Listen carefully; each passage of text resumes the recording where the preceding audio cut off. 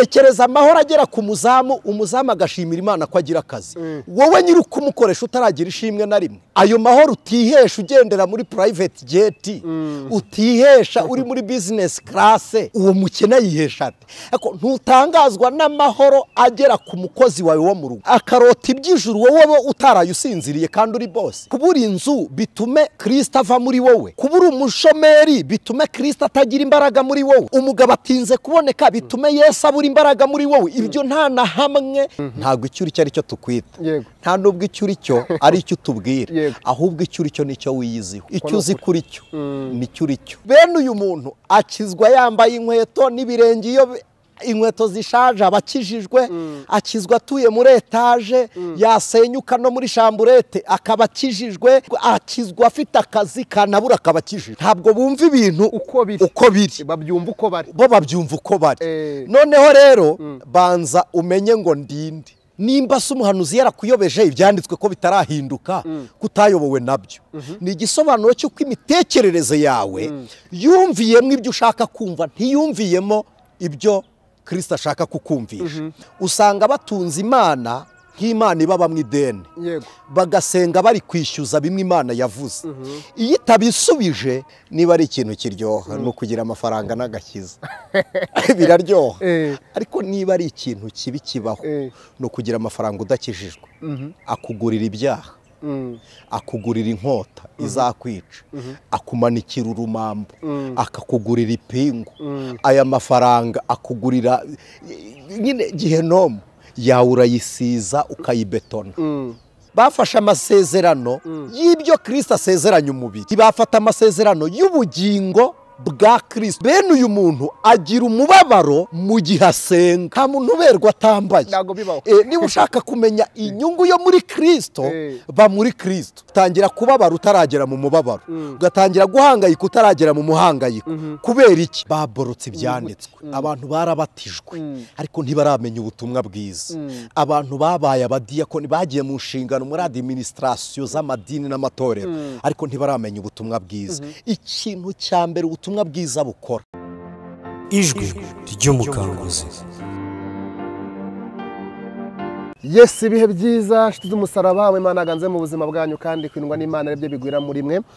Twishimiye ko muri kumukanguzi, ijwi ry'umukanguzi TV, aho mukurikira ibiganiro bitandukanye n'umuvandimwe Anicet niyo mugabo, agaruka cyane ku ngingo zitandukanye zivuga butumwa. Nimwe muco dufitana mu gihugu cy'u Rwanda, yatangiye mu murongo umwe iragukomeza kugeza uyu munsi. Nivuga butumwa agunda kuboneka kenshi ari wenyine mo kwigisha cyangwa n'abantu benshi baganira, ajyana gahunda yo gufasha icyo bita kuremera gushakira gufasha abandi.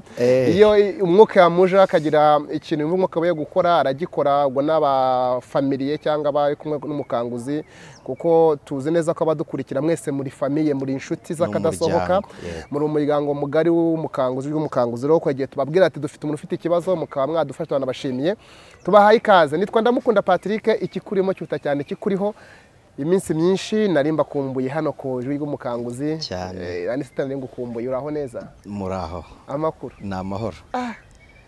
Kara twari twaraburanye mubyeyi. Yego, iminsi niko bigenza. Numvishe mu Kinyarwanda bavuga ngo amatayi yagira nabi. Umeze uti?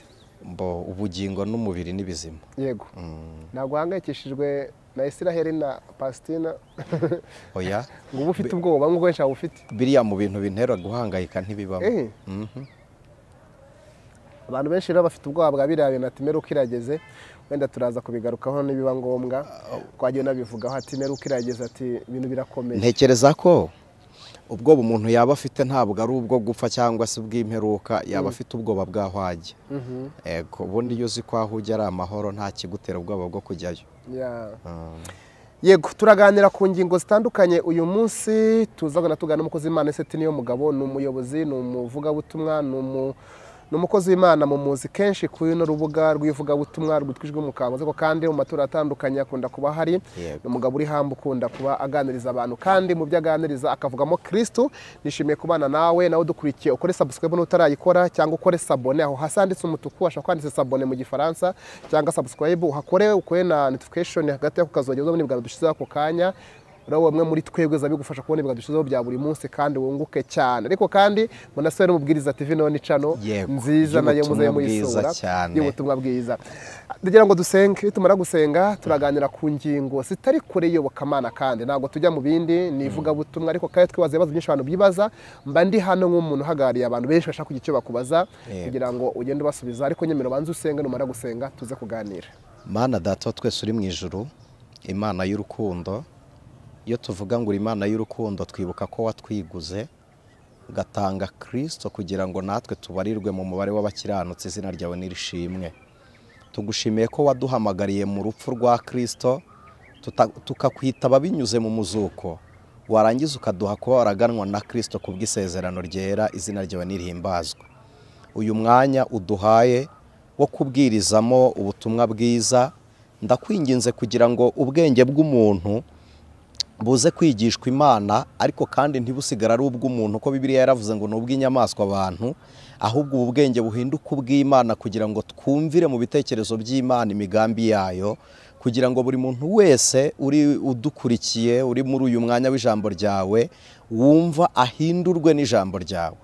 Iyo tuganira humva amatwi y'umubiri ariko n'ubwenge burumva ubugingo nabwo bwumve umuntu wari ufite ubugingo businziriye bukanguke wari upfuye mu buryo bw'umwuka azuke ndetse n'imirimo ikoreka iturutse mu bitangaza by'ijambo ry'Imana ikoreke ku buzima bw'abizera. Iyo tuvuga ku buzima bw'abizera nuko tuzi ko ijambo ry'Imana rikiza. Ijambo ry'Imana ni ubuzima ni imibereho itanga impinduka. Turasenze kugira ngo buri muntu wese ijwi ry'Uwiteka Imana rigira icyo rivuga ku buzima n'imibereho ye kugira ngo ukuboko kw'Imana gutanga impinduka. Dusenze tukwizeye ku bwa Kristo Yesu none n'iteka ryose. Amen. Amen. Anise ndagira ngo duhere ahangaha twibaze uri umwigisha w'ijambo ry'Imana ndetse turi umwe mu bantu dufite hano mu Rwanda ndetse n'isi ifite abantu babashije kunyura mu madini atandukanye kandi bizi iby'Iyobokamana y'abatoloji n'ibindi. Ndagira ngo tuze kuganira nk'umwigisha uyu munsi ku bibazo bitandukanye abantu bibaza hano hanze mu bijyanye na Bibiliya n'Iyobokamana muri rusange. Duhere kuri iki ngiki. Bibiliya abantu barazifite mu rugo, bazifite mu matelefone, barazisoma ariko mu by'ukuri mu ijambo rimwe cyangwa ko wabisobanute no kubihawe Bibiliya yigisha iki? Umuntu yisoma yumvemo iki? Ubusanzwe iyo tuvuga Bibiliya tuba tuvuze ihuriro ry'ibitabo byinshi by'Iyobokamana reka tubyite gutyo ariko mu buryo bwa Kristo ko Imana ni nyinshi n'ibitabo by'Iyobokamana ni byinshi ariko iyo tuvuze Bibiliya tuba tuvuze mu buryo bwa Kristo reka tubifate gutyo muri iyo context. Hanyuma kuva mu itangiriro Bibiliya itubwira iby'ubucunguzi bwa Kristo gucungurwa kuva mu gitabo cy'itangiriro kugera mu byahishuriwe Yohana. Rero icyo dukwiriye gukura muri Bibiliya nuko dukwiriye gufata izi nyuguti zikaba ubuzima. Hanyuma iyo tuvuze ngo ziba ubuzima ziba imibereho y'abizera ariko kandi muri Bibiliya haba amagambo yose dusoma yavuzwe n'intumwa yavuzwe n'abahanuzi ayavuzwe na rubanda yavuzwe n'abafarisayo n'abatambyi ayo magambo yose dukwiriye kuyafata nk'amagambo yabaye igishushanyo kugira ngo twumve Kristo mu byanditswe byera. Noneho kugera mu byahishuwe Bibiliya d'abord itangira igaragaza imbabazi z'Imana kagaragaza gucungura kwa Kristo igasoza igaragaza kugaruka kwa Kristo. Umuntu wese usoma Bibiliya rero agomba kumenya imbabazi z'Imana zibonerwa muri Kristo Yesu hanyuma akamenya n'umunsi wo gusohora kw'izo mbabazi ubw'itorero rizavanwa mu bantu b'umubiri rikajyanwa mu cyicaro cyaryo ariho mu bwami bw'Imana. Rero nsamarayizinze umuntu usoma Bibiliya agomba kumenya Kristo mu byanditswe byera akamutandukanya n'inyuguti akamufata nk'ubuzima. Imana ishimwe. Kristo yaravuze ngo inyuguti zirica ariko utanga ubuzima ari kumwe nawe. Byumvikana Bibiliya ivuga Kristo nk'uko bigarutseho.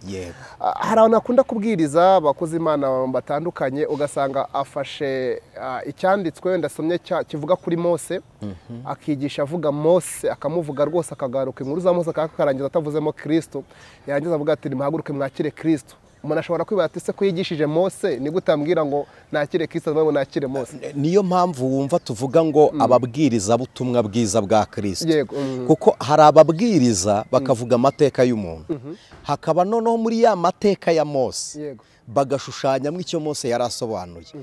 Ko na Mose yarahanuye aravuga ngo muri mwebwe Uwiteka azabahagurukiriza umuhanuzi.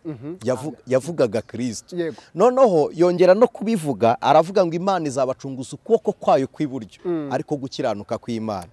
Noneho tugarutse no mu gitabo cy'Abaheburayo bivuga kuri Kristo bikavuga ngo kuko wakunze gukiranuka kanga ubugome. Nicyo cyatumye Imana ariyo Mana yayigusiga amavuta yo kwishimika kurutisha abandi.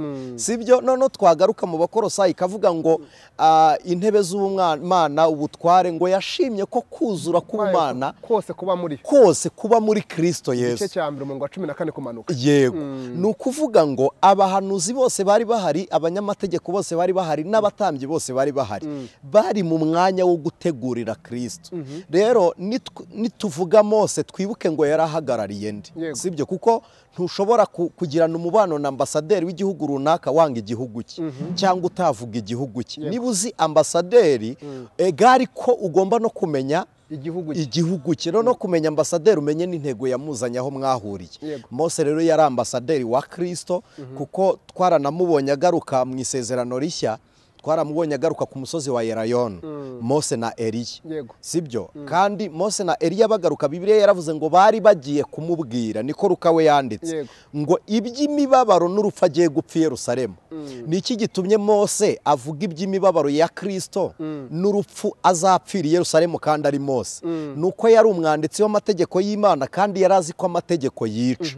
Niki cyatumye Eliya agaruka akavuga iby'urupfu rwa Kristo azapfira i Yerusalemu? Nuko yari umuhanuzi kandi yari azi ko byahanuwe ko Kristo azapfira i Yerusalemu. Rero bagombaga gukora ihererekanya bubasha. Ibyari muri Mose na Eliya bigasigara mu kuboko kwa Kristo kugira ngo Yesu abambe amategeko. Imana ishimwe. Kugira ngo abambe imigenzo n'amahame, kugira ngo bimwe byitwa ibyiringirwa byari mu gitabo cy'ubuhanuzi. Imana ishimwe.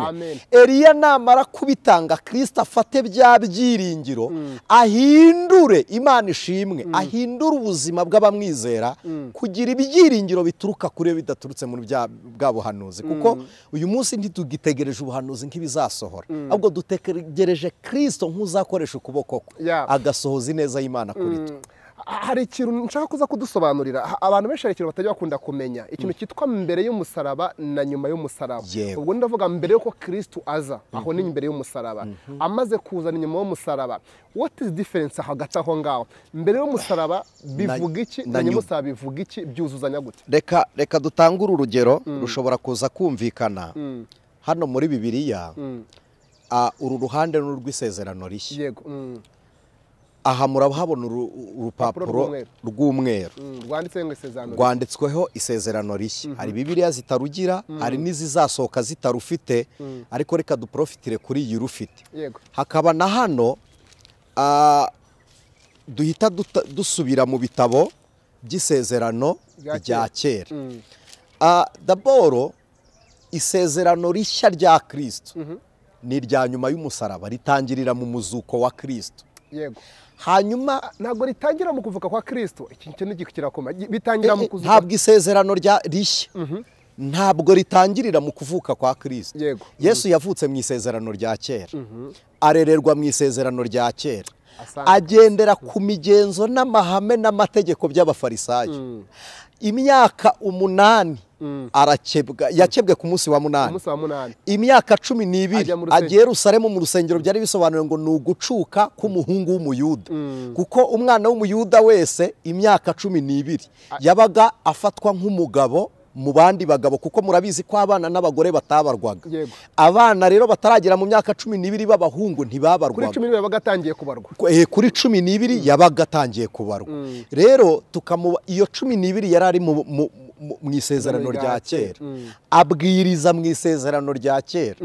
Hanyuma kubwiriza mu isezerano rya kera yarabaye bridge, yarabaye ikiraro, iteme, Imana ishimwe, ryo kwambutsa abantu abakura mu isezerano rya kera.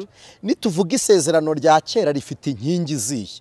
Rifite inkingi y'amategeko imigenzo n'amahame n'ubuhanuzi. yego Ibi bintu abantu babizirikana. amategeko imigenzo Amategeko, imigenzo n'amahame. Amahame ni ikintu kidahinduka.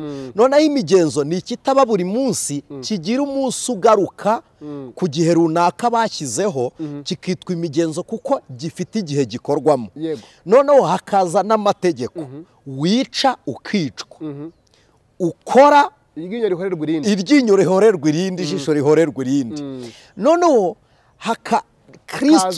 hakaza n'ubuhanuzi. Ubuhanuzi bwavugaga ibyo mu gihe kizaza muri ibi bihe tuvuzemo. Noneho nicyo Bibiliya yita ibyiringiro. Pawulo yabwiye Abayefeso ngo ntimwari mufite ibyiringiro, ni ibyavuzwe bizasohora. Ntimwagiraga Imana rurema, mwari mu isi mutagira Imana rurema. Noneho ngo nta n'amasezerano y'ibizaba. Ngo ariko mwigijwe hafi n'amaraso. Birumvikana ko amaraso atarameneka nta kwegera hafi. Kandi icyitwa isezerano rishya ni amaraso ya Kristo. Nta maraso amenetse nta sezerano. Ntibishoboka. Nta maraso nta sezerano, kuko twebwe abakristo abizera dufitanye isano na Kristo ituruka muri DNA. Iyi DNA utu turemangingo twa Kristo, tw'isano ya Kristo, tuboneka muri twebwe iyo atanze ayo maraso kugira ngo atwoze, atubarirweho. Kandi aka karemangingo kaboneka muri twe iyo yemeye gupfira twebwe, natwe tukemera ibyo Kristo, tukakira urupfu rwa Kristo. Kwakira urupfu rwa Kristo rero tuba dutangiranye n'isezerano rishya, kuko mu bisanzwe impamvu isezerano rishya ritangirira ku muzuko nuko twari dupfuye. Imirimo yose yakorewe mu isezerano rya kera, twebwe ubwacu iyo hataba urupfu n'umuzuko wa Kristo ntacyo byari bitumariye. Iyo uvuze twebwe ubwacu buvuze abanyamahanga kuri kavukire no kwizera. Ni ibintu bibiri Bibiliya ivuga, kuri kavukire igihugu cya Isiraheli no kwizera. Hari umuntu watubajije ku ijwi ry'umukanguzi ngo kuki tuvuga ngo Bibiliya ivuga ngo turi Abisiraheli, ntabwo ibi tubaze nk'abene igihugu cya Kanani. Oya, bigendeye ku maraso. Oya, tuba Abisiraheli kubwo kwizera, kuko Isiraheli ntabwo ari izina se na nyina Rebeka na Isaka bise Yakobo. Oya, ni izina Imana, nta nubwo ari iry'ubuhanuzi, ni Imana yaryise Yakobo. Ni marayika wabwiye Yakobo ngo nkwise Isiraheli, ntukiri Yakobo ukundi. Mu yandi magambo, umuntu ubyawe n'Imana uhindutse, uvuye muri ya kamere nk'iya Yakobo, natwe duhabwa iryo zina ryo guhindurirwa, tukabarirwa mu bwoko bw'Imana, ko Isiraheli biravuga ngo ni ubwoko bw'Imana. Natwe tuba tubaye ubwoko bw'Imana, nyamara tutagiye gutura mu gihugu cya Isiraheli. Yego, ubwo turamusubije. Isezerano rishya ritangira mu kumena amaraso, mu kuzuka kwa Kristo. Nari mubaze ngo bivuga iki mbere y'umusaraba na nyuma y'umusaraba? Wumva mbere y'umusaraba Yesu ataravuka ngo apfe, hari icyo byabaga, ibyo wari musobanura by'imihango n'amategeko n'iki. Ariko amaze kupfa akanazuka bivuze iki ku bantu bakishijwe? Uyu mwanya ashobora kuvuga ngo niho itorero ritangirira, niho ubuzima bw'abizera buhera. Ubwo byariho mbere byari biki? Ntabwo buriya ari ubuzima bw'abizera, bwari ubuzima bw'ibitambo bicungura abizera ibitambo. Nabizeraga ibitambo. Kuko ntabwo ubundi ibitambo ntibyezaga bemera Imana gusa, n'abatambirwaga batayemera batambiwe. Ibyo byaha by'ubuhakanamana byabaga bibavuyeho.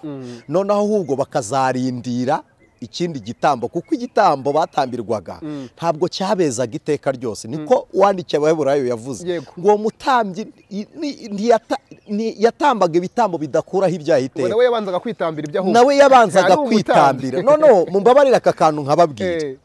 Umutambyi, ubundi abatambyi batambaga bari batatu. Uwa mbere yakubitaga hasi igitambo, kugifata akakiboha akagikubita hasi. Yari umutambyi w'umunyembaraga w'umusore. Iyo yabaga yakubitaga igitambo hasi, yahitaga agibwaho n'urubanza rw'igitambo akubise hasi. Kuba gusa agifataga immediately yahitaga icyo cyaha cyamubarwagaho. Akaba akeneye undi mutambyi wa kabiri uri buze kugicinja akamena amaraso yacyo. Ya maraso agakura urubanza kuri umwe ugikubise hasi, agasiga urubanza kuri umwe uyamena. Nuherekane. Noneho umwe umenya amaraso yabaga akeneye umutambyi w'intungane utigeze wica, utakubise igitambo hasi, utagira icyaha, ubufindo bwafashe, winjira ahera akajya konsa imibavu, ahera akajya konsa imibavu. Igitangaje nawe yagendaga aboshye umugozi ugera hanze kugira ngo napfa hatagira umuntu wundi winjirayo bagakurura cya kiziriko. Rero Kristo Yesu aje yabaye igitambo, ntiyagirwaho urubanza rw'igitambo yishe, niwe nyirizina witanze. Imana ishimwe cyane. Haleluya. Amen. Ntiyagira urubanza rw'amaraso amennye kuko naye atanze kugira ngo amenekere abamwize. Ntabwo yamenye amaraso y'igitambo. Ayo maraso sayo mu bitungwa n'amaraso y'umwami wacu Yesu yarukiranuka muri byose. Imana ishimwe. Watanga ubugingo bwe. Imana ishimwe. Ntiyigeze agira andi maraso amena. Ntiyashatse gucungurwa n'intama, ntiyashatse ibimasa, ntiyashatse amaturo, ntiyashatse ibindi bitambo. Yaritambye. Bibiliya iravuga ngo haleluya, iravuga ngo yamanitse umubiri we ku musaraba ngo awucisha za nzandiko n'imigenzo n'ubwanzi byaturegaga.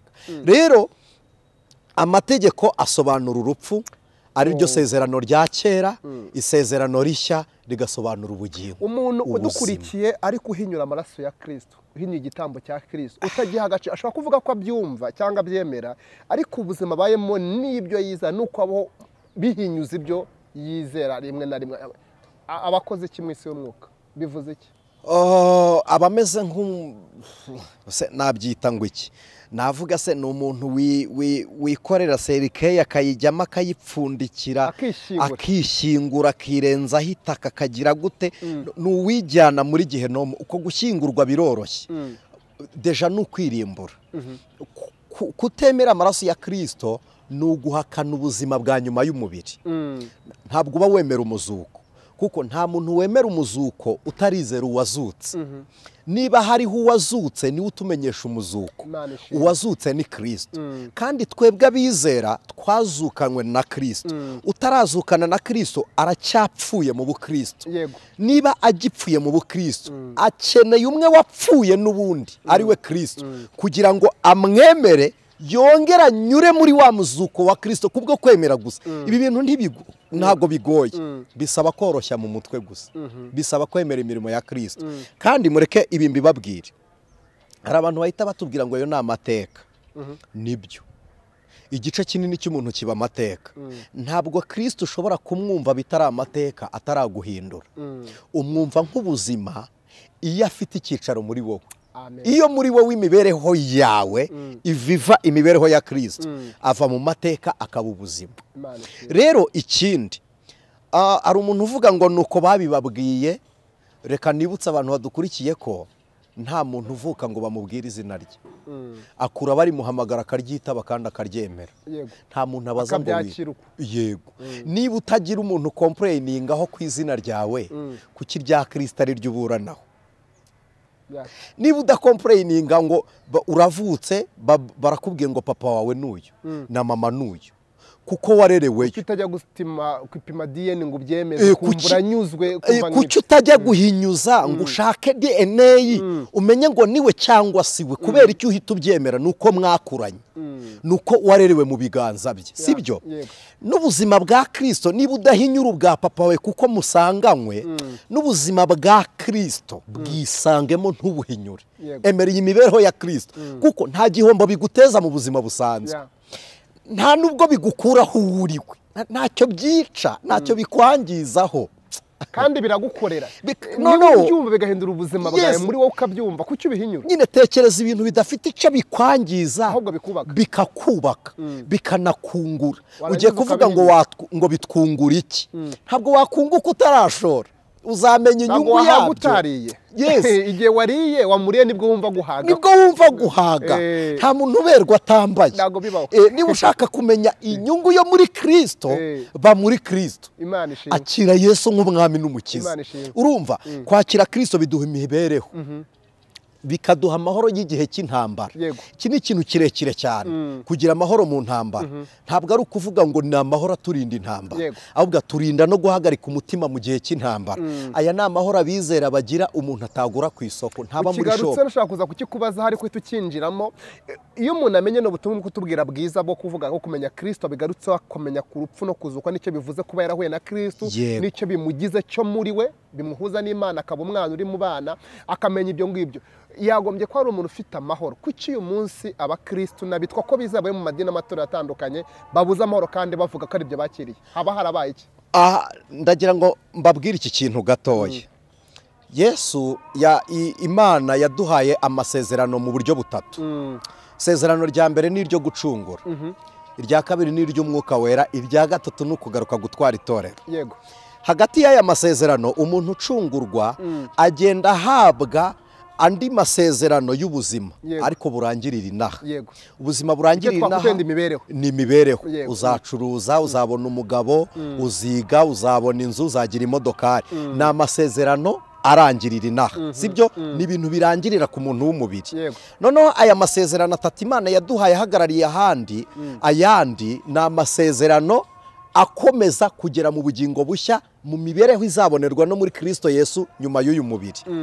Noneho iyo ari imibereho mishya izabonerwa muri Kristo Yesu nyuma y'uyu mubiri, hari abantu bibeshya bakakira amasezerano y'umubiri azarangirira inaha, bakabyita kwakira Kristo nk'umwami n'umukiza. Iyo babyise kwakira Kristo nk'umwami n'umukiza, usanga batunze Imana nk'Imana ibaba mu ideni, bagasenga bari kwishyuza bimwe Imana yavuze. Iyo itabisubije baragwa bakagenda. Noneho bagwa tukavuga ngo abakristo baraguye, kandi ntibigeze bakira Kristo. Bafashe amasezerano y'ibyo Kristo asezeranya umubiri, ntibafata amasezerano y'ubugingo bwa Kristo, y'ubuzima bwizera Yesu. Bene uyu muntu agira umubabaro mu gihe asenga. Birashoboka kuko ntafite ubuzima bumuha ihumure, ahubwo afite umubiri wamutumye kwishyuza bimwe Imana yavuze. Kuko umubiri uri mu isi y'ibibazo, urareba ukavuga ngo ibi nutabigira uzabaho nabi. Iyo mibereho mibi igahita icumbika muri wowe na mbere y'uko uyigeraho, ukabaho mu buzima bw'ingaruka uri kwinjiramo. Noneho utangira kubabara utaragera mu mubabaro, ugatangira guhangayika utaragera mu muhangayiko. Kubera iki? Bifite aho bitura muri wowe. Ariko iyo twakiriye Kristo w'isezerano ry'ubuzima, aba imibereho muri twebwe n'igihe bimwe twita ubuzima bidahari, akabaho imibereho ku munsi wo gupfa. Maze nintumirwa ngiye gupfa, nzagere byeshe mu bitavugwa, nzabona iherwa ngiye mu ijoro. Nintumirwa ngiye no gupfa. Yishimira urupfu. Yes, kubera iki? Ari kubona urupfu ruri kumwambura igikote cy'umubiri. Aleluya. Lobiri yanga enimondi ya horia. Urupfu ruri kukwambura topesa noa edra, rukwambura igice cy'umubiri ukabona ubugingo uri kujyamo. Bibiliya iravuga ngo bapfuye bakizeye, batarahabwa ibyasezeranijwe, barabikiri kure cyane, bakabyishimira ngo turabashyitsi. Bakabona ari abashyitsi n'abimukira. Nyamara ntibigeze bifuza kuguma inaha ngo kuko babonaga gakondo irusha ubwiza igihugu bari batuyemo. Afite ubuzima bufite imibereho ifite ahandi hantu ituye, igira irindi cumbi. Amen. Noneho iyo mibereho iradukomeza. Ndimo ndibaza kuki twebwe ubuzima bubayemo abantu ukoresheje ijisho ngenda umunyamakuru, ndi n'umukozi w'Imana, isenga kinyamasho y'ubukozi bw'Imana kwa nk'umuntu ujya imbere y'abantu. Iyo urebye ubona abantu ubwo buzima bwabayemo baviva ibyo bintu barabiviva cyangwa no badafite amakuru yabyo. Uzi ikintu gitangaje, abantu benshi basomye Bibiliya barayimenya, ariko ntibaramenya ubutumwa bwiza. baborotse ibyanditswe. Abantu barabatijwe ariko ntibaramenya ubutumwa bwiza. Abantu babaye abadiyakoni, bagiye mu nshingano muri administration z'amadini n'amatorero, ariko ntibaramenya ubutumwa bwiza. Ikintu cya mbere ubutumwa bwiza bukora nuko buha amahoro umuntu bwakiriye, buraguhindura ukaba mu isi nk'isi bambwe, isi kabambwa kuri wowe nawe ukabambwa kuri cyo. Paul yavuze ngo ndabambye. None se dusanishe n'ubu buzima. Bibiliya iravuga ngo Kristo niwe mahoro yacu. utakaje amahoro gute kandi uvuga kugira Kristo? wewe umbwiye ko wakiriye Kristo kandi Kristo niwe mahoro. Niwe mahoro. Ubuza amahoro gute? Ubuza amahoro gute? Kubura inzu bitume Kristo ava muri wowe. Kubura umushomeri bitume Kristo atagira imbaraga muri wowe. Umugabo atinze kuboneka. Umugabo atinze kuboneka bitume Yesu abura imbaraga muri wowe. Ibyo nta na hamwe bifite icyo bihungabanya ku buzima bwa Kristo muri twe. Nukuri ntacyo bihungabanya. Umutima wawe urahagaze, ubugingo buza kwintervena, buza butanga umusada, buza muri backup. Iyo umubiri ugegwa umuririmbye yaririmbye amagambo Yesu yavuze. Yaravuze ngo nzajya mbafasha mu mibabaro yanyu. Yaravuze ngo muze mwenyine, imiruho irabarembeje, urusaku rurabaruhije, kandi muze mwenyine twihererana. Munsanga ahantu hatari abantu. Sibyo? Murya umutsima utera imbaraga, munywe n'amazi y'ubugingo. Sibyo? Kandi umwanditsi yaravuze ngo kure y'induru z'abarasana niyo tuvoma amazi yo kunywa. Undi aravuga ngo nubwo Aburahamu atatuzi Isiraheli ntitwemere, ariko uri data wa twese. Wowe uri data wa twese. Niki kidukuramo ibyiringiro dufite Imana? Igisobanuro cyo kugira Imana nuko dukomera ku munsi mubi kandi tukabera abandi imbaraga, dusa naboroheje muri bo. Icyo bisobanura icyaremwe gishya ni ubuzima kibamo. Yes. Ndagira ngo unyemerere tuze gukora kuri iki kintu, tuze no kuzaganya ku musozo, turakora ibindi, tuzakora indi biganiro ndi kwizora ingingo zitandukanye, ariko tukuri iki kintu ugitange nk'umucyo cyangwa uhakoze umwotso. Uko abakristo babaho ubwo buzima bwo kutagira amahoro, ko bavuga ngo nibigenda mpfuye nabi, ubuzima bwaranze ngeze gute, amaganya menshi, agahinda kenshi nawe akubita bijya isero bikaba ibindi byo ngo imeruka irageze, abantu bakabura ibyishimo kandi afite umwami utanga ibyishimo.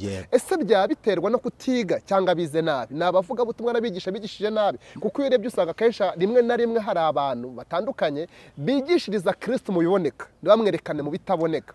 Kabiri tubwanga ibitaboneka nubwo bumana bwayo. Bivuge ko abantu bazi Imana yo mu biboneka batazi Imana yo mu bitaboneka.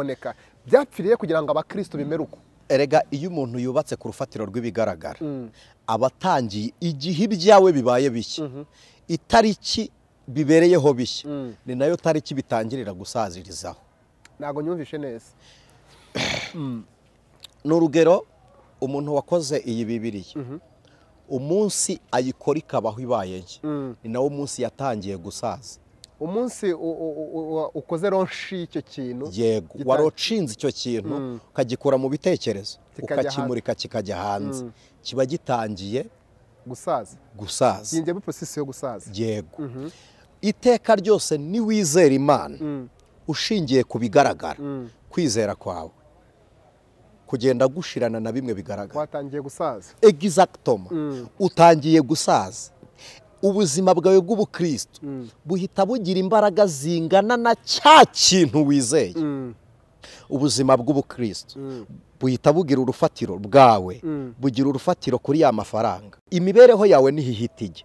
Noneho amashuri yaguhindutse, bwa buzima buhita bushirana nabyo. Inzu bushirana nabyo. Murabizi mwisi turavuga ngo ni gatebe gatoki. Iyo kwizera kwa bishingiye ku bigaragara, uburi umanyantege nkeya hanyuma y'abandi, kuko nta rwego na rumwe ruba mu isi rutageragezwa, nta rwego na rumwe ruba mu isi rudahangayika. Yego. Umuntu aho yaba ari hose, Mwongereza niwe wabivuze, aravuga ngo nta ntera nta kigutera. Sibyo? Nta ntera nta kibi kikurwanya. Sibyo? Ubwo nta revo nta ivo, nta devo, nta tibibaho. Bera b'Imana, buri revu ugezeho ugira devu. Sibyo? Dayimoni ntishobora kugutera udafite intera. Intera uriho igira icyitera. Mu nyumve rero, waruvuze ngo nabigisha cyangwa nabigisha. Byapfiye he? Nabigishwa bakiriye nabi cyangwa nabigisha bagiye? Izo mpande zombi. Hari abigishijwe batumvise ngo banemere ngo bizere ibyo bigishije, bahindurwe n'ubwo butumwa bwiza. Noneho hari n'abigishije batatanze ubuzima bwa Kristo, kuko nabo muri bo nta buzima bwa Kristo bari bafite. Kuko ntabwo wajya mu iduka, mu mbabarire mbikoreshe mu kinyarwanda kibi tuvuge gusahura. Ntabwo wasahura produit itari mu iduka uri gusahuramo. kandi iyo turi gukora iyo turi kwigisha tuba turi gutanga ubuzima buri muri twebwe. Yego. Nkunda kubivuga dutanga icyo dufite. Exactly ko yes ntabwo tuvuga ubukristo ahubwo tuba abakristo. Tugakora ubukristo. Noneho kuba bikadutera gukora ubukristo. Iyo dukora umwuka wo muri twe. Yego. Imana iwutanga kuri bamwe batwizera. Ifata ku mwuka wacu. Exactly. Imana ifata ku mwuka wacu ku mwuka wa Kristo uri muri twe ikawutransfera kuri bamwe bemeye imbaraga z'agakiza k'Imana kari muri twe. Kuko uhinyura umukiranutsi abura ingororano zo gukiranuka, uhinyura umuhanuzi akabura ingororano zo guhanura. Rero wa wundi ukwemera akwemeranye n'Imana yawe. Imana iyigukiza igukizanya na bamwe bemera Imana yawe. Imana ishima.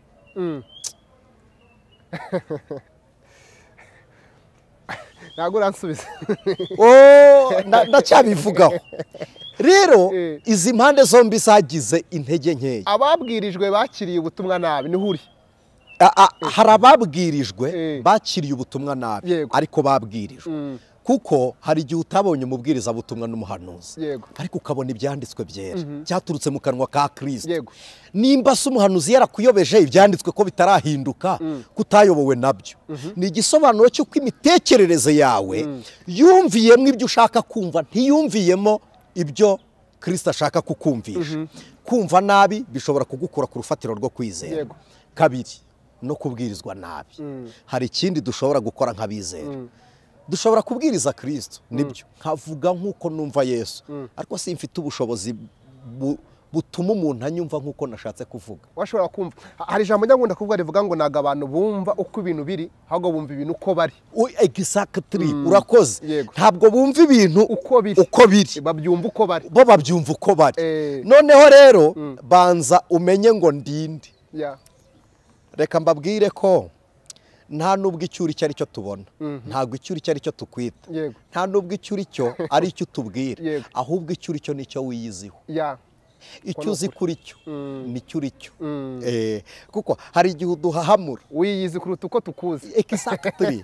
Hari igihe uduhahamura kandi mu by'ukuri nawe ubizi ko ntacyo uri.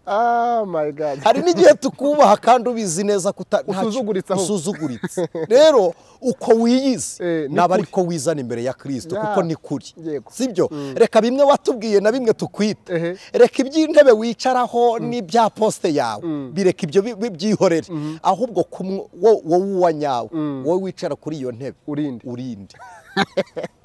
No numara kwimenya zimbere ya Kristo. Nuzi imbere ya Kristo umubwire ngo ninjye uteye gutya, ninjye ukora bya bindi. Abantu banzuka ariko ubundi uko neno. Abantu banzi gutya ariko nge ubundi nicyo cyatumaga Imana ikunda Dawidi. Yajyaga imbere y'Imana akayibwira ati nubwo ndi umwami ariko burya ndi umwami ku izina, ndi umusambanyi rw'imbi, mbabarira unyeze ndapfa. Ageze imbere y'Imana aribwira ati nukuri kw'Imana tuwite impamvu narayivumbuye nge naremanywe gukiranirwa. Ahubwo mu byaha ni mu mama yambyariye. Aravuga ati ahubwo ndemamo umutima mushya. Fata Ezobu kuba umutima wanjye unyeze ndera, mpinduke nka sherege umutima wawe wera. Ndatekereza nkawe Imana yamureba ikavuga ati warisobanukiwe uriyizi. Na Yeremiya niko havuga 3:10 na kangahe haravuga ngo icyo nshaka kimwe nuko wemera ibyaha byawe. Nicyo gusa rega, icyo cyonyine emera ibyo byaha ubwira Imana ngo narakiraniwe ndi rwimbi, ngewe ubwanjye ndi mubi. Nawe banza urebe, reba igisobanuro cy'uwuriwe gace. Reka nkubwire 0 n'ibice 2 ku ijana by'uwuriwe. Birebere mu magambo uvugira kuri telefone na message utanga, birebere kuri chat yawe, birebere ku bintu ukunda kureba kuri TikTok, kuri YouTube ureba hiki, ama application yo muri telefone yawe naya. Reba ibyo bintu biraho, kamera yawe uvuga iki. Ubundi ni byiza ko areba ibyo afata ibi bintu biri tumugira inama, afata ibyo areba nibyo wumva biterane akore bihwanye, areta amenye wari we.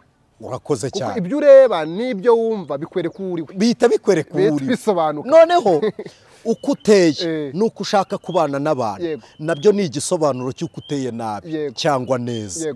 Noneho niba ushaka kubana n'abantu hari abo wanga, menya ko muri wowe ntabwo abo wanga ari bo bafite urwango. Kuko ntabwo ubanga urwo bakwanze ahubwo ubanga urukurimo.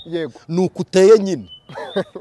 sibyo niba hari abantu ukunda ntabwo bakunda urwo bagukunze ahubwo bakunda urukurimo nuko uteye twari turi gusamara yizinga uko uyu muntu ateye nyemerera yarakoze ndekeza ko agiye gukora iyo mibare areba uko ateye ikindi kibazo cyema tugiye gusorezaho ko turaganira ku ngingo zitandukanye ariko ziri mu murongo kugira ngo tugire byinshi bikemuka kandi neza ko abadukurikiye mwandike comment hasi mutubwire ibyo mwumva ikibazo ushobora kuvugiza muri iki kiganiro icyo twazaganiraho Anicet na Ndamukunda Patrick turimo turagaza tubana kenshi ku Mukanguzi ndetse no kumubwiriza TV urumva twaganiraho ukuyemo iki ese ubyakira gute reka nkubaze iyo umuntu akishijwe akakira Kristo akavuka ubwa kabiri akabyakira unyine kubirimo kwitubwira akagira amahirwe nize nyunga kuramo icyo ni icyambere yakomboze n'ijambo kugira ngo agire successful cyangwa kugira ho gasongero kumwuzuro wo kuvuga ati ngeze kumwuzuro w'agakiza n'ibyishimo yabibwirwa n'iki ninde wambwira ko agezeyo biterwa na titira afite biterwa n'umwanya ariho abibwirwa n'iki buretse gato mbere yo kugera ku mwuzuro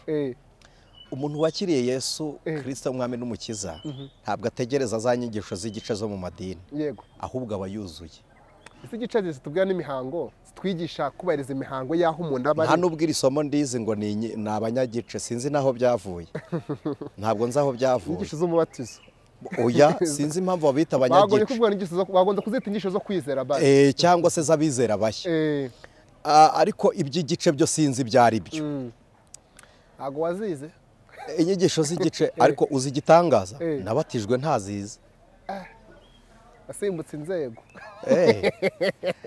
ntacyo abantu bose ntibatega bisi hari n'abatega indege hakaba n'abagenza amaguru mbo aka kantu ndagasobanura gute kugira ngo munyumve warubajije akantu ka mbere nshaka kuvuga kumvwa n'ubundi n'umuntu byakorewe yego ako nagaki waruvuze ngo umuntu wakiriye Kristo Yesu umwami n'umukiza ni iki kintu yunguka iyi nyungu niyo twayisobanura nta wayumva ataramwakira yego ni bimwe twavuze ko nta uryoherwa atararya uberwa atarambara nta n'uberwa atarambara uburyohe bw'agakiza bumenywa n'umuntu ufite ako gakiza first of all buduha ibyiringiro bya nyuma ya nonaha ubu nubwo abantu batubona tugenda ntabwo tubinaha biratwimura Imana ishimwe bikatwicaza mu rurembo rw'abakiranutsi uburyo butuma dutura imbere y'ibiganza by'amahoro ibiganza by'imirimo ibiganza by'ubutabazi bigatuma twizera ubutabazi mu isi y'ingorane kuko ubuzima buri muri twebwe butuye mu butabazi buri mu cyumba cy'imirimo n'imigambi y'Imana kuko niki gituma dukumbura ijuru nuko ubugingo bwo muri twe butuyeyo buhadukumbuza kuko buriyo none uko gukumbura ijuru bituma tuzinuka isi bugatuma tutagira umutima w'ibyisi ibyino mu isi ndabihenyoya nsigaye nifuza ibyo mu ijoro budutera gukunda iwacu ndi kubivuga nkanjye ubu buzima Patri hari ibintu bibiri biryoha mu isi kuruta ibindi cyambere reka mvuge bitatu kimwe ndaza kukireka nzakibwira umuntu ari amaso ku maso nta n'uwo nakibwira kuri telefone ikintu cya mbere kiryoha mu isi kuruta ikindi ni ukwakira Kristo nk'umwami n'umukiza Imana ishimwe nicyo kintu cya mbere kiryoha ikindi cya kabiri ni ukuba umukristo wuzuye umwuka wera Imana ikagutungisha umutima ukize ntabwo nzi iki kintu niba cyumvikana ukagira umutima ukize ubutunzi bw'ubukristo amen ntibugereranwe n'ubutunzi bundi ushaka ukabaho utagereranya Kristo n'ibifatika n'ibintu ukabaho utagereranya Kristo n'ibintu bene uyu muntu akizwa yambaye inkweto n'ibirenge iyo inkweto zishaje abakijijwe akizwa atuye muri etaje yasenyuka no muri shamburete akaba akijijwe akizwa yambaye yabura n'umwambaro akaba akijijwe akizwa yiga atakwiga akaba akijijwe akizwa afite akazi kanabura akaba akijijwe kuko agakiza ko muri we ntikari comparable ntabwo agakompara n'ubuzima bundi iyi mibereho iraryoha yo kwakira Kristo mwami n'umukiza kabiri ukagira umutima unyuzwe utamwitiranya n'ibindi yo iyo bivuga n'icyo bivugiramo sinekereza ko bamwe muri twe bamwe mu badukurikiye bashobora kubishikira kuko uravuga nk'umuntu uriyo ariko utariyo hari igihe bimugora kubyakira ariko wowe uratekereza ubuzima umuntu abamo akodesha atarize nta diporome nta seritifika nta perimi nta akodesha agafashwa kuzura umwuka wera ubwo buzima burabwumva wowe uratinyuka baravuga ngo ni ukwihesha amahoro bitekeza muri iyo shusho ayo mahoro si uyihesha uyakuyehe kuki abatunzi batayihesha ngo bagubwe neza mu byo bafite ayo mahoro utihesha ufite amafaranga umukene ayihesha ate utihesha uri mu bihugu bikomeye uzenguruka isi ayo mahoro utihesha ugendera muri private jet utihesha uri muri business class uwo mukene ayihesha ate ntutangazwa n'amahoro agera ku mukozi wawe wo mu rugo kuko azi ibanga ry'umwuka wera akarota iby'ijuru wowe utarayusinziriye kandi uri bose tekereza amahoro agera ku umuzamu agashimira Imana ko agira akazi wowe nyiri ukumukoresha utaragira ishimwe na rimwe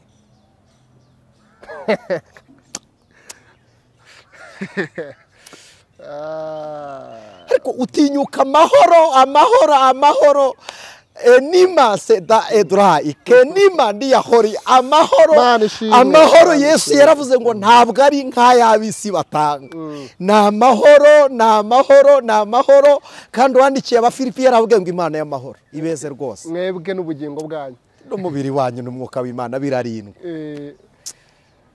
Mwe mu mpano Yesu yadusigiye ikomeye agiye yaravuze ngo mbasigiye amahoro ibi bintu biraryoha sinzi niba hari ibyo ntasubije niba hari ibyo nasubije oya ntacyo bitwaye Imana ikuhumugisha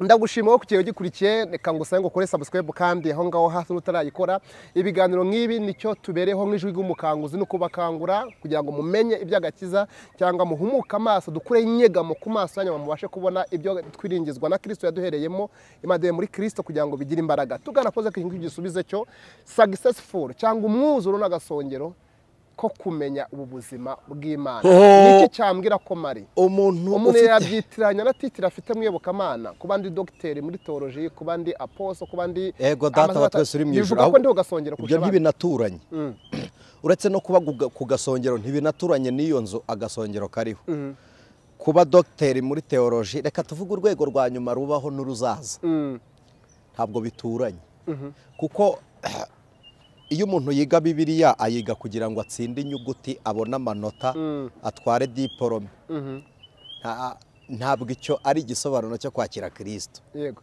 twababwiye ngo umuhanga usoma Bibiliya ntabwo ari ubroka inyuguti mu mutwe nuhindurwa n'amagambo asanze mu nyandiko amen rero niba uri docteur wahinduwe n'aya magambo wasanze mu nyandiko na amatabya y'amavuta amatabya y'amavuta niba ari ikintu kiryoha ni ukugira umwuka wera uri n'intiti uri intellectuel yego niba ari ikintu kiryoha ni ukugira amafaranga n'agakiza biraryoha ariko niba ari ikintu kibi kibaho ni ukugira amafaranga udakijijwe akugurira ibyaha akugurira inkota izakwica akumanikira urumambo akakugurira ipingu aya mafaranga akugurira nyine gihenomu yawe urayisiza ukayibetona kuba dogiteri udakijijwe ni igisobanuro cy'uko ubu bwenge bwatumye tukwita dogiteri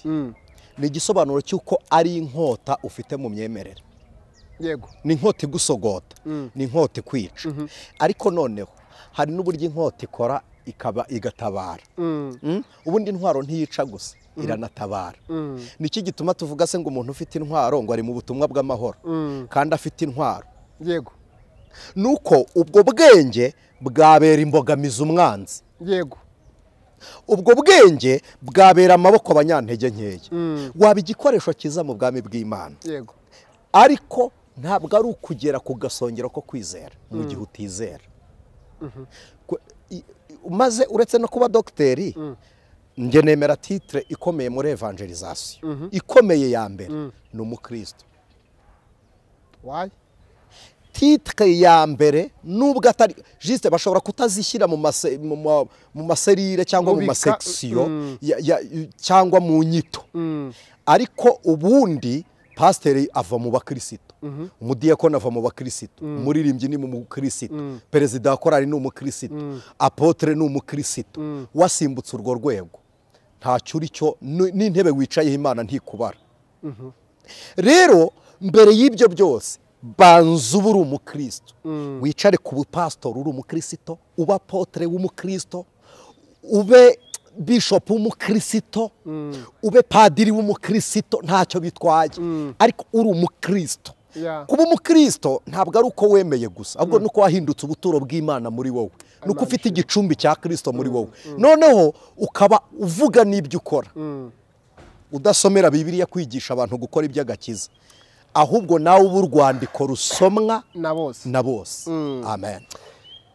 Reka ngushimire, ndashaka ko tuzakora ikindi kiganiro cya kabiri kuri ino ngingo twaganiragaho, ariko nyemerera ngushimire kuri iki ngiki. Ndashaka ko twanzura tuvuga ngo abadukurikiye, umuntu wadukurikiye akora iki?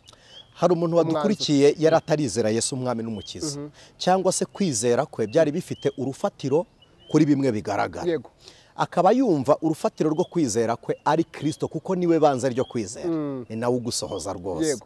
First of all yahindura akizera Kristo Yesu nk'umwami n'umukiza w'ubugingo bwe. Icya kabiri bisaba kubyatuza akanwa, ukabyizeza umutima. Iyo watuye urakizwa, iyo wizeye urakiranuka. Ibyo birahagije. Noneho ikindi cya kabiri, ubukristo burarwanirwa n'intambara. Bibiliya iravuga ngo nicyo gituma dukwiriye kuguma mu byo twizeye, mu byo twigishijwe, kugira ngo tudatembanwa tukabivamo.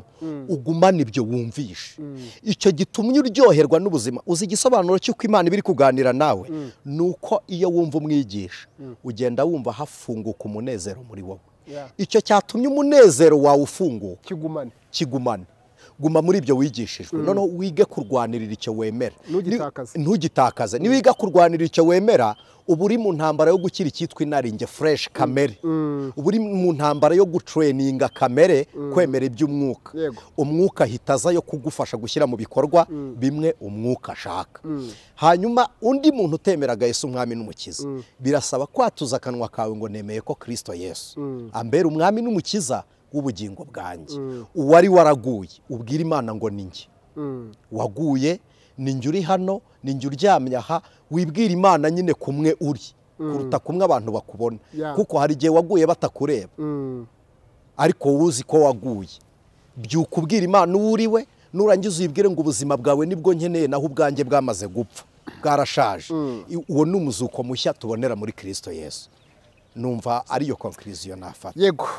Ni byiza kumva kandi ukumvira, kandi abantu benshi bakunda kutemera ngo biri bigisha bagashaka kwigisha Bibiliya. Wewe muri cyo biri kwigisha kutagushaka kwigisha Bibiliya, rero tuzabigarukaho ko Bibiliya icyo yigisha ni kimwe ni Kristo, kandi nta kindi ivuga. Kandi ari cyo dukunda kuvuga cyane, tukavuga ngo ntabwo Bibiliya isomwa ahubwo irigwa. Kuyisoma gasi bihagije, ugomba kuyiga kandi ntabwo isoma gusa, urayiga kandi ukaba icyo yanditse, kugenda ku buzima bwacyo. Ndagira ngo ufate umwanya usengera abantu kuyobowe, nitujya turaza kuba tugana ku musozo. Reka dusenge, ariko tutarasenga abantu bari kumwe natwe ku ijwi ry'umukanguzi turabashimiye, ndetse na Patrick ndamukunda turamushimiye. Dushimiye abantu bakomeje kubana natwe mu buryo bwo kudufata amaboko. Tubaza iminsi tuvuga ngo ntidukeneye abantu badusabira umugisha, dukeneye abatubera umugisha nk'uko natwe turi umugisha w'abandi. Nibwo buryo bwo kwaguka mu bwami no kwagura ivugabutumwa. Niyo mpamvu turi mu buryo bwo gukora navuga impinduka cyangwa impinduramikorere ku ijwi ry'umukanguzi. Turi gushaka ibikoresho runaka, inkunga yanyu irakenewe, kandi inkunga yanyu ntigura ibikoresho gusa nk'uko wabivuze n'uko wabyeruye. Ubundi twebwe dukorana ibikorwa by'urukundo, tubikorana n'abantu tuba twashyize kuri groupe ya WhatsApp, twasoza ya minsi tukayikuraho. Nta groupe tugira abantu babyumve neza, nibo dukorana bya bikorwa by'urukundo. Ntabwo tuba dushaka ngo niba twafashije umuntu tubizane kuri kamera, oya, twebwe ntitubikunda gutyo. Ntabwo tuba dushaka ngo niba twasuye umuntu tubizane hano. Rero inkunga yanyu ikora byinshi, niyo mpamvu tubasabye inkunga yanyu. Hanyuma inyura kuri nimero yacu, ni nimero ye ni 0782 722 inanditse yo ngiyo mubona aho ngaho. Iyo nimero yanditseho, hari n'abantu bayidusaba ibiri ku kiganiro rwose, ibiri kuri titre. Jya usoma titre uyirangiza uhita ubona nimero ya telefone. Niyanjye nta muntu unyitabira telefone, nta n'umuntu nsubiriza kuri WhatsApp Yego. ni njyewe rwose hanyuma Imana ibaha umugisha nabasaba ko dusenga Amen. ntabwo hasenga umuntu ufite umwanya wo gusenga hasenga umuntu ufite Imana asenga Yeah. nta nubwo hasenga umuntu ufite icyo kuvuga hasenga umuntu ufite uwabwira ntawe utagira icyo kuvuga ariko urumva Kristo ari uwawe ngo dusenge ufite Imana muri we ngo dusenge tanga igihe n'umwanya uzana ubwenge n'imitekerereze dufatikanye kuramya Imana. Amen. Mana data wa twese Imana uri ishimwe. Imana y'agakiza kacu Hallelujah. ku munsi w'urupfu nibwo watuzuye Imana ihimbaza. igihe Kristo yapfaga nibwo twabayeho Hallelujah. igihe yazukaga uduha intebe yo mu bwami bwo mu ijuru Tuzukana nawe. utugira abantu b'ibitangaza ndetse ibirangirire uburyo butuma dufite ibyiringiro bidadukoza isoni bidahinduka tudafite gushidika nta dute namba dufite ibyiringiro ko turi abana b'Imana dufite ibyiringiro ko mu ijuru ari iwacu dufite ibyiringiro ko Imana izaza igatwara itorero Hallelujah, dufite ibyiringiro ko hallelujah, tuzazamuranwa na Kristo tukima ingoma kuko yaduhaye umurage w'ubugingo izadutuza mu gihugu cy'abakiranutsi. Imana ishimwe. Dusengeye umuntu kwakiriye nk'umwami n'umukiza ari ubwa mbere dusengeye umuntu wari waraguye dusengeye umuntu wari warayoboje kwizera ko bikajya kubigaragara dusengeye n'umuntu watakaje ibyiringiro kuko ibifatika byabuze. Imana nirambura amaboko iziba icyuho ku muntu duteze amatwi kandi uha umugisha umuntu wemeye kutubera umugisha mu izina rya Yesu dusenze twizeye. Amen. Amen. Wakoze kubana mu iki kiganiro ushobora kongera ukacyumva ukagenda wunguka. Ni byiza kwiga kuko iyo wize umuntu wize neza abo mwarimu mwiza umuntu ushobora kwiga neza no hinduka umwarimu mwiza. Mukore subscribe mukore na sabone mukore share mubisharinga abandi kandi mukomeze kubana ku Ijwi ry'Umukanguzi ariko kandi mubwiriza mujyeyo naho tuba duhari uku turi nyine ndamukunda ndetse na Seti n'abandi batumirwa batandukanye ko bigisha ubutumwa bwiza. Ndabashimira mu gihe byiza nitwa Ndamukunda Patrick. Bye bye. Shalom shalom. Amen. Ijwi ry'Umukanguzi.